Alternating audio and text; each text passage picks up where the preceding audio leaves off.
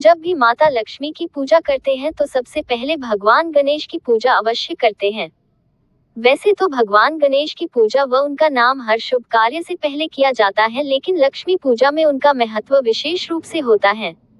कहते हैं कि बिना भगवान गणेश की पूजा के लक्ष्मी माता की पूजा अधूरी मानी जाती है। हम जब भी माता लक्ष्मी की पूजा करते हैं तो सबसे पहले भगवान गणेश की पूजा अवश्य करते हैं।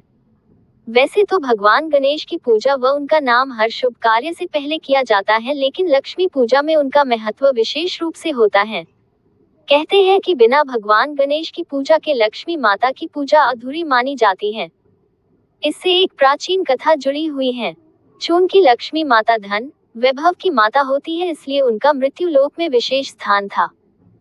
सभी लोग अन्य देवी देवता की महत्ता को भुलाकर माता लक्ष्मी को विशेष रूप से प्रसन्न करने में लगे रहते थे, ताकि उनके घर में कभी भी धन की कमी ना हो। अपनी पूजा व महत्व को देखकर माता लक्ष्मी का अहंकार दिनों दिन बढ़ता जा रहा था, जिसका आभास भगवान विष्णु को हो गया था। एक दिन वैकुंठ धाम में दोनों बैठे बातें कर रहे थे कि तभी माता लक्ष्मी ने अपनी महत्ता के गुणों का बखान करना शुरू कर दिया। माता लक्ष्मी निरंतर अपने गुणों का बखान किए जा रही थी व भगवान विष्णु उन्हें ध्यानपूर्वक सुन भी रहे थे। उनके अहंकार का नाश करने के लिए भगवान विष्णु ने एक सुंदर योजना बनाई। चूंकि माता लक्ष्मी की कोई संतान नहीं थी, इसलिए भगवान विष्णु ने उनसे कहा कि चूंकि तुम में सभी गुण विद्यमान है, लेकिन एक चीज को छोड़कर, एक नारी तभी पूर्ण मानी जाती है जब उसकी कोई संतान हो।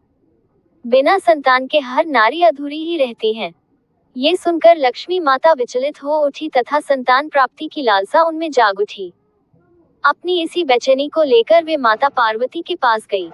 चूंकि माता पार्वती की दो संतान थी, एक भगवान कार्तिक व दूसरे भगवान गणेश। माता पार्वती उन्हें अपने दूसरे पुत्र गणेश को गोद देने को तैयार थी, लेकिन उनकी आशंका ये थी कि लक्ष्मी का निवास कभी एक स्थल पर नहीं होता, फिर वह कैसे उनके पुत्र गणेश का ध्यान रख पाएंगी। माता लक्ष्मी हमेशा अपना स्थान बदलती हैं तथा यहाँ से वहाँ विचरण करती हैं। ऐसे में वे उनके पुत्र गणेश का ध्यान किस प्रकार रख पाएंगी। तब माता लक्ष्मी ने माता पार्वती को वचन दिया कि चाहे इसके लिए उन्हें कुछ भी करना पड़े, लेकिन अपने पुत्र गणेश का ध्यान वे हमेशा रखेंगी। माता लक्ष्मी से यह आश्वासन पाकर माता पार्वती को संतोष पहुंचा व उन्होंने भगवान गणेश को लक्ष्मी माता को गोद दे दिया। भगवान गणेश को पुत्र रूप में पाकर माता लक्ष्मी अत्यंत प्रसन्न हुई। तब से ही उन्होंने ये घोषणा कर दी कि अब से उनकी हर एक पूजा में भगवान गणेश का विशेष स्थान होगा तथा उनकी पूजा से पहले गणेश जी को पूजा अनिवार्य होगी। यदि उनकी पूजा भगवान गणेश के बिना की गई तो उस घर में लक्ष्मी का वास नहीं होगा तथा वह पूजा भी अधूरी मानी जाएगी। माता लक्ष्मी के इन कथनों के फलस्वरूप ही उनकी पूजा में हमेशा भगवान गणेश का स्थान अनिवार्य रूप से रहने लगा। जहाँ कहीं भी माता लक्ष्मी की आराधना की जाती है, वहाँ पहले भगवान गणेश को पूजना अनिवार्य होता है। जैसे माता लक्ष्मी को धन व वैभव की देवी मन जाता है, उसी प्रकार भगवान गणेश को विद्या व बुद्धि का देवता। जिस व्यक्ति के पास धन है लेकिन विद्या व बुद्धि नहीं, तो वह उस धन का कभी भी सदुपयोग नहीं कर पाएगा। इसके साथ ही वह अपनी मूर्खता से वह धन जल्द ही खो देगा।